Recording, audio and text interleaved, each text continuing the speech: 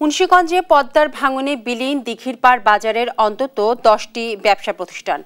ভাঙন ঝুঁকিতে রয়েছে টঙ্গীবাড়ির দিঘির পাড়, সদর উপজেলার শিলয় এবং বাংলাবাজার ইউনিয়নের অন্তত 10টি গ্রাম। এ নিয়ে আরও জানা যায়, যুক্ত হচ্ছেন আমাদের সহকর্মী সুমিত সরকার সুমন। সুমন, নদী ভাঙনের সর্বশেষ কি পরিস্থিতি আপনি আমাদেরকে জানাতে পারবেন? বিপাশ, আপনি আসলে যেমনটি বলছিলেন, মুন্সিগঞ্জের দিঘির পাড় বাজারে কিন্তু আসলে গতকাল মঙ্গলবার থেকে কিন্তু ভাঙন দেখা দিয়েছে। এখানে কিন্তু পদ্মা শাখা নদী কিন্তু আসলে ফুলে ফেপে উঠেছে।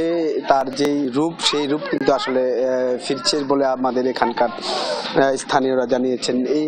এর মধ্যেই কিন্তু মঙ্গলবার থেকে আজ অবধি প্রায় 10টি দোকান কিন্তু নদী গর্ভে বিলীন হয়ে গেছে। এখানে কিন্তু দোকানপাটের পাশাপাশি এখানে কিন্তু বসত যেই ঘর বাড়ি রয়েছে, সেই ঘর বাড়ির মানুষ কিন্তু তারা বসত ভিটা ভেঙে কিন্তু তারা অন্যত্র সরিয়ে নিয়ে যাচ্ছেন বলে আমাদের এখানকার স্থানীয়রা জানিয়েছেন। এই পাশাপাশি এই বাজারের দোকান প্রায় অর্ধ শতাধিক দোকান কিন্তু হুমকির মধ্যে রয়েছে বলে আমাদের এইখানকার স্থানীয়রা জানিয়েছেন। তো এর পাশাপাশি কিন্তু মুন্সিগঞ্জ টঙ্গীবাড়ি সহ কিন্তু মুন্সিগঞ্জ সদর উপজেলার বাংলা বাজার এবং শিলই ইউনিয়নের প্রায়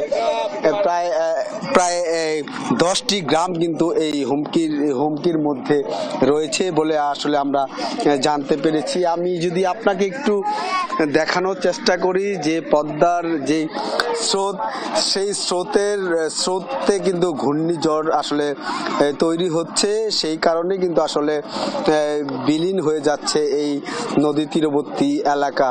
তো আমি আপনাকে একটু জানিয়ে রাখি, আজ সকাল 9টায় কিন্তু এই ঘাটেই কিন্তু আসলে একটি ট্রলার কিন্তু আসলে ডুবে গিয়েছে। কেউ হতাহত না হলেও কিন্তু আসলে একটি ট্রলার স্রোতের কারণে ডুবে গিয়েছে। আপনি একটু জানাবেন যে এখানে আসলে কেমন ভাঙন হচ্ছে এবং আপনারা আতঙ্কিত কিনা একটু জানাবেন। আমি তো এখানকার না, সকালে আসছিলাম, দেখছি একটা ট্রলার আর কি ডুবে গেছে। রশি দিয়ে বাইন্দা রাখছিল, মাত্র জিজ্ঞাসা করলাম, কইলে ওইটা গেছে, পাওয়া যায় না। আর আপনি একটু জানাবেন এই বাজারে আসলে কেমন ভাঙন? অনেক ভাঙন তো অনেক দূর গেছে গা, ট্রলার গেছে 4টায় পর্যন্ত, ট্রলার পাওয়া যাইতেছে না, লোকও পায় না, ট্রলারও নাই। আবার কালকেও আনছে অনেক, আজকে একটু ভাঙন একটু বিরত আছে আর কি।